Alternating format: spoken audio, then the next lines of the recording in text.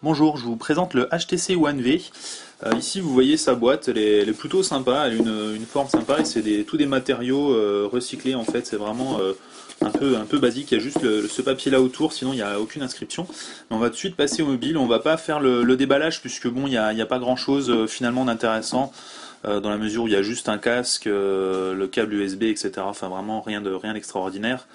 Ici on a le mobile, alors comme vous le voyez ici il y a l'inscription Beats Audio, mais c'est bien des écouteurs HTC qui sont livrés, hein, donc c'est terminé les écouteurs Beats Audio livrés sur les terminaux, en tout cas pas sur l'entrée de gamme, puisqu'ici c'est bien de l'entrée de gamme qu'il s'agit, avec donc le One V qui est le terminal finalement le moins cher de la gamme One, qui comprend donc le V, le S et le X.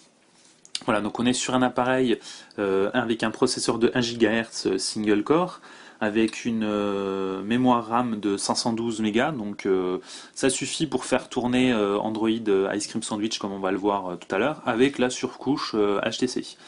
On a un écran de 3,7 pouces en 800 par 480, trois touches comme sur tout le reste de la gamme One, retour, home et le bouton multitâche. Ici, on a un petit form factor incurvé en fait, comme sur le HTC Legend.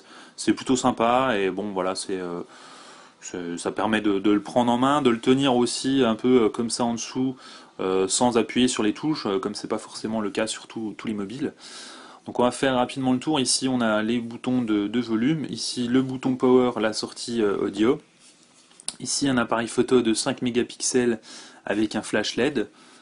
Ici un port micro USB et donc la possibilité de mettre une carte micro SD.